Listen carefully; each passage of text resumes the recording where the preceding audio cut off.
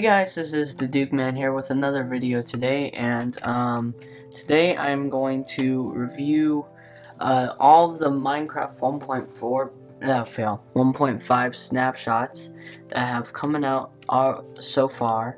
And as you can see, I am recording this on my Snapshot world just because I liked it and all of that. And as you can probably see as well, everything has changed. There's trees, there's grass, there's a fence, there's some lights all around, and a solar panel right here with all kinds of different designs. And those were some of the small things that I did. And anyway, now this video is going to be separated into different parts because it takes me way too long to review all this. I tried to do it last week for last week's snapshot, and it was 30 minutes long. I tried to upload it like 5 times, and it said failed to upload because it was too long. And I know I've uploaded videos even longer than 30 minutes, but apparently the video that I did was just too much. I don't know, but yeah.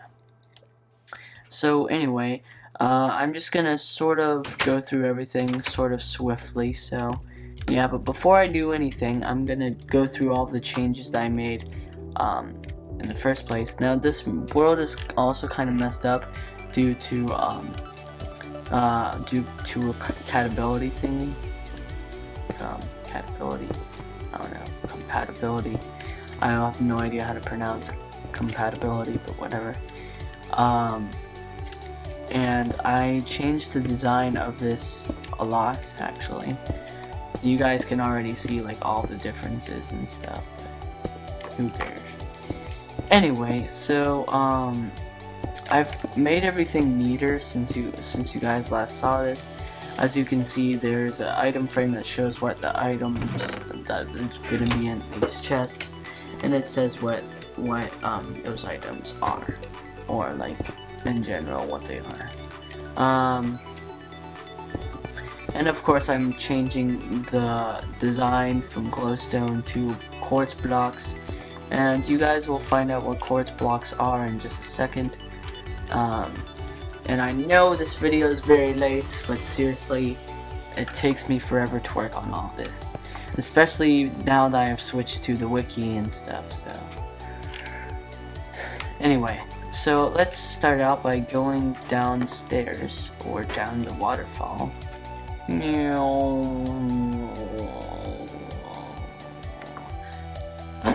Okay, so here we go.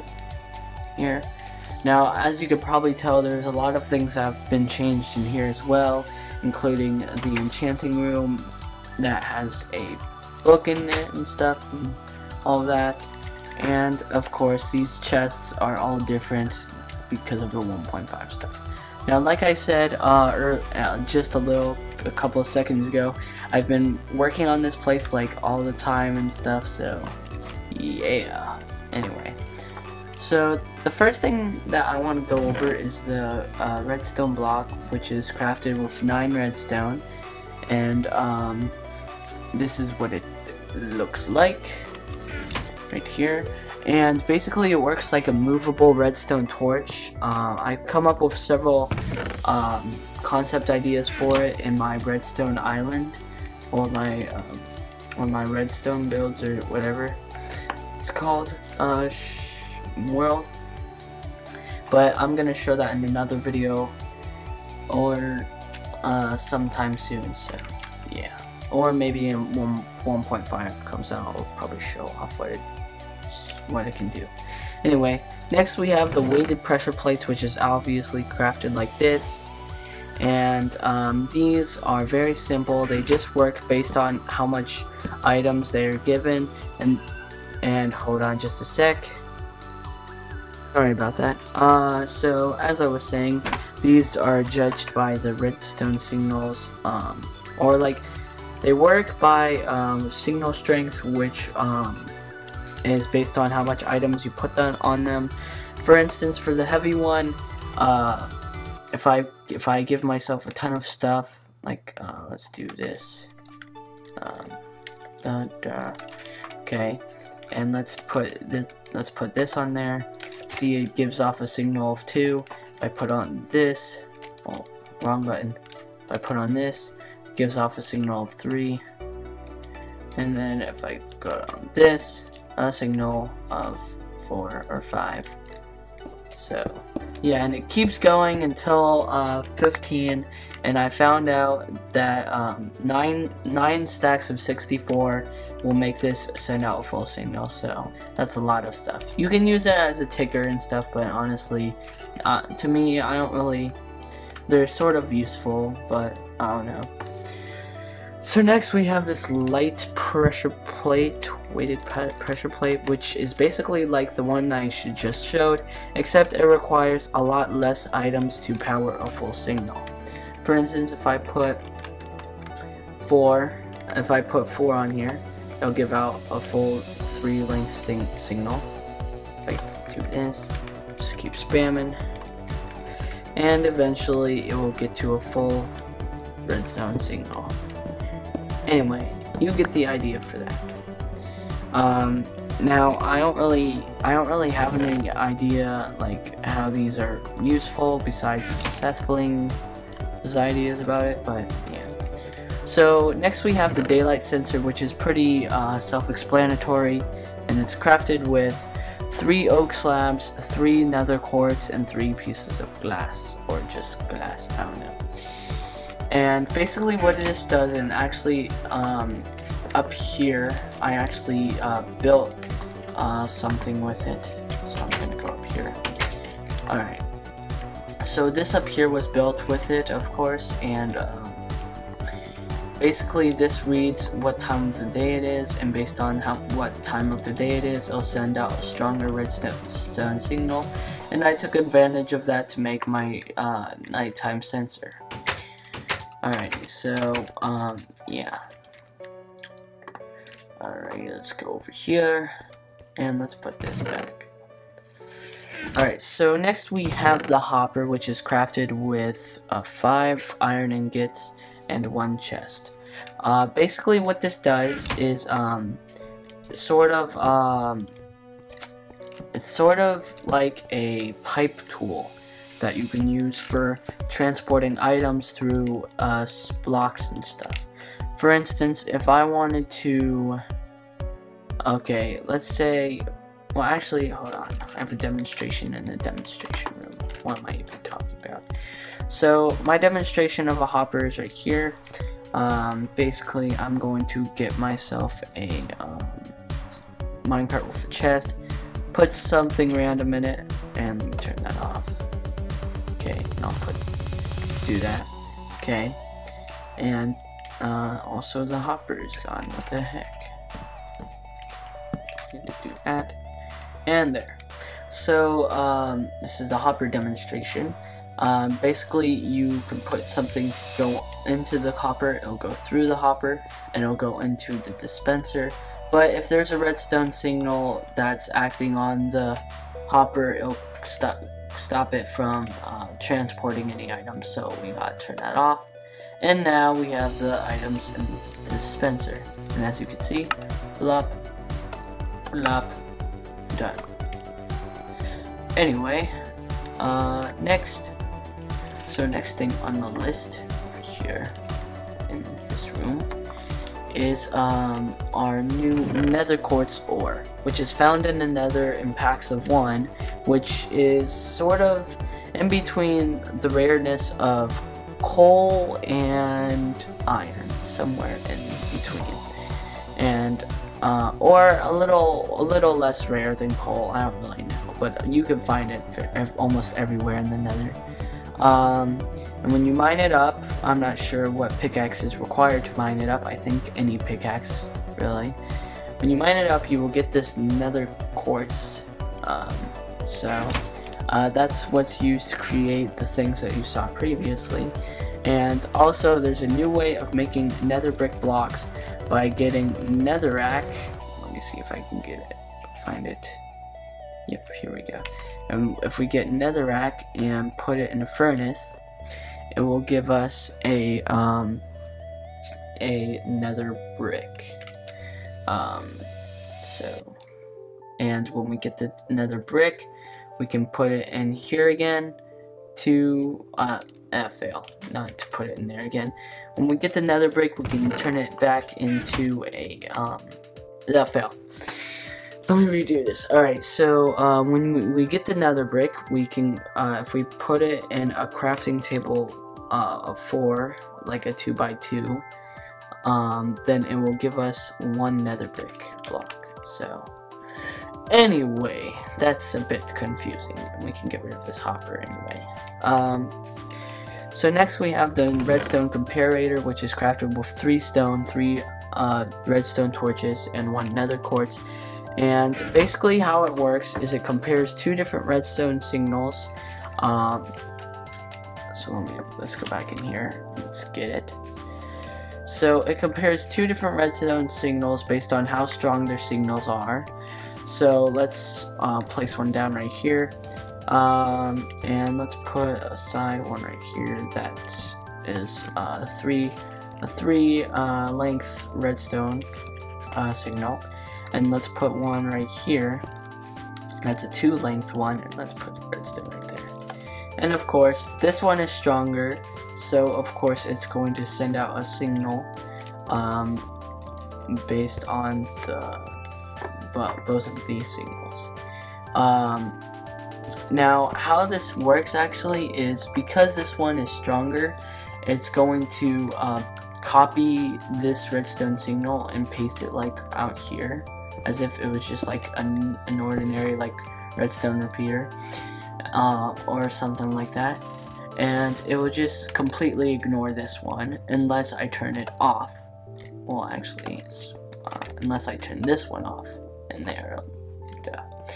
And then there's another mode where basically it finds out which one is stronger, and then it subtracts it by the one that's weaker.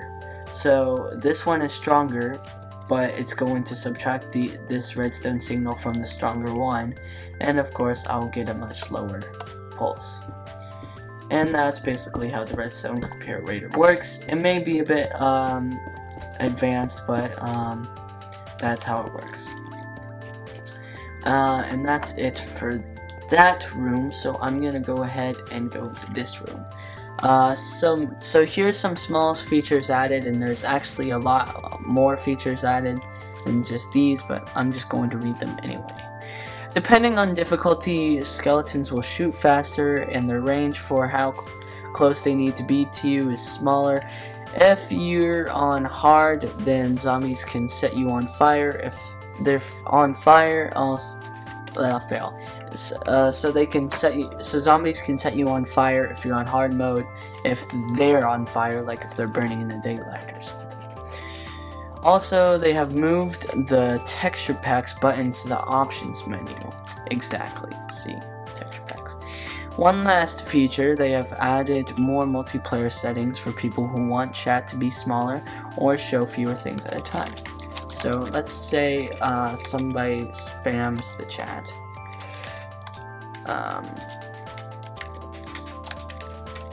So I'm just gonna spam chat. Okay, and then if I go to multiplayer settings here, I can change how high I want this to be. I can also change the width of it, so if somebody puts a long sentence, it'll be shortened. I can also change the focused height, which is basically when you're looking in it, it'll change the height.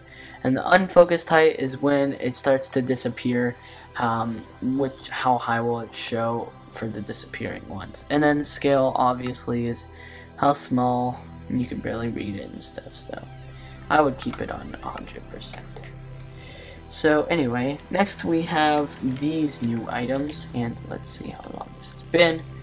Alright, so the first thing we have is the trapped chest, which is crafted with 1 tripwire hook and 1 chest, and that will give you a trapped chest. Now the trapped chest is kind of self-explanatory. It will send out a redstone signal while you're looking inside of it, and the more of the players that are looking inside it, the stronger the redstone signal is. But because I was the only one looking inside it, obviously it was very short.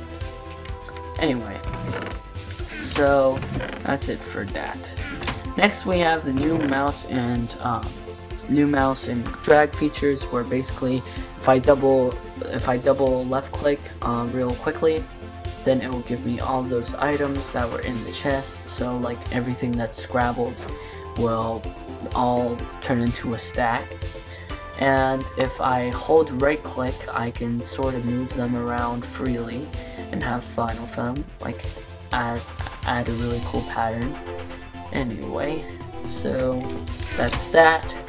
Next is the special quartz blocks, or that you can craft with the nether quartz. The regular nether quartz block is crafted with a 2x2 quartz, nether quartz craft recipe or whatever. And then you can craft the chiseled quartz block with 2 quartz slabs, which are crafted the same way that all slabs are crafted. And this is what the chiseled quartz block looks like. So next we have the special quartz blocks part 2, which is for the next thing we have is pillar quartz block, which is crafted with 2 blocks of quartz, and it looks like this, sort of like a tree stump at the top, and it works the same way as a tree stump, where basically you could set it sideways, up, sideways, I don't know. So anyway, next of course we have the quartz stairs and the quartz slabs, which I forgot to put in there, gosh darn it me. But anyway, next we have is me checking the time. Alright, so next we have the TNT Minecart with activation rail. The TNT Minecart is easily crafted with this recipe, and I will tell you how it works in just a second. And the activator rail is crafted with this recipe. So yeah. Now I did a demonstration in this room right here, where basically I got some tracks that led down the mine shaft, or the mine shaft, or the mine hole, whatever you want to call it. And it shows off the TNT minecarts. So let's go ahead and hold on just a second. I'll just be right back. Sorry about that. So how the TNT minecart with the TNT works is basically it will work like this. So, now in case you're wondering if minecart with TNT collides, then it will explode, or if it goes off of a cliff, it would also explode. So be careful on what you do. And also, what the activator rail is for is if the minecart is going in a straight line and not curving or anything. So let's say it's going into a mine shaft or something, then you're going to have to put these activator rails down that will activate the TNT while it's going in. And the thing about these activator rails is that when they explode the TNT only explodes the things around it, not the actual track. For instance, if I do this, they won't explode the track. So yeah, and that's it for the TNT minecart. Next we have the minecart with a hopper, which works sort of like a vacuum in a way, and it picks up items on the track. So if I put some rails right here, and then I just do this, it'll suck them up, and it'll put in here, and it will actually any chest that it goes over, like when it stops or something. Like, I haven't really found this out yet, but like, I haven't figured it out, but like, I think if you do this, it'll transport the items into the chests. Or oh yeah, or you can also do it like this, where basically you put a chest under here, put a block over, do that, put dish, and then we sweep them up. I'll go over, and of course it will put the items in the chest, I believe. Or I don't know. I don't really know how this works. If you want to see how it works, try looking for other people's YouTube reviews about it, such as I believe Captain Sparkles or something. So next we have the dropper, which is crafted with 1 hopper and 1 redstone, and it's been about 20 minutes.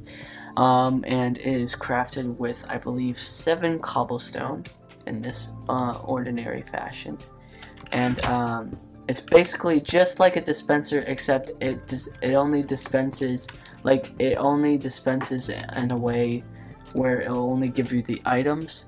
So for instance, if I were to put arrows in a regular dispenser, it would shoot the arrows at me, but the dropper just puts it out in item form like this. So yeah, and that's the use of that. It works the same way for minecarts and boats and water and lava and fire, and you'll know what I mean by that in a sec. Well, actually, I'm just going to read this board, and then I think I will end it off for part 1, and I will see you guys again in part 2. But let me just read this. Dispensers and droppers can now be placed in all 6 directions, and dispensers can now dispense primed TNT, which means activated TNT. So that's just something I'd like to note for all of you guys. And if you guys want to see what I mean by all that, I did a specific room for this kind of thing. As you can see right here, there's dispensers that are facing upward and dispensers that are facing downward, and that's what I meant by all 6 directions. Now for the primed TNT, this is what it meant, and that. And that isn't a mod for you guys who might think that is. And I think it is raining out, so I'm going to toggle it off by pressing this command block. Alright. So, let's see, what else do we have here? Water can now also be adjusted for 3x3 uses, and I will show you guys that in a sec. Texture packs now have separate PNG files for blocks and items, along with compatibility warning. So like if a texture pack is not compatible with my latest Minecraft version, it will say incompatible blah blah blah. Next, the texture pack tab will also be in the options and blah blah. And check in the back room for more, which is this. So yeah. Well guys, I'm gonna end off the video here for part 1. I hope you guys enjoyed this video. Don't forget to leave a like, comment, and subscribe for more videos, and I will see you guys again in part 2.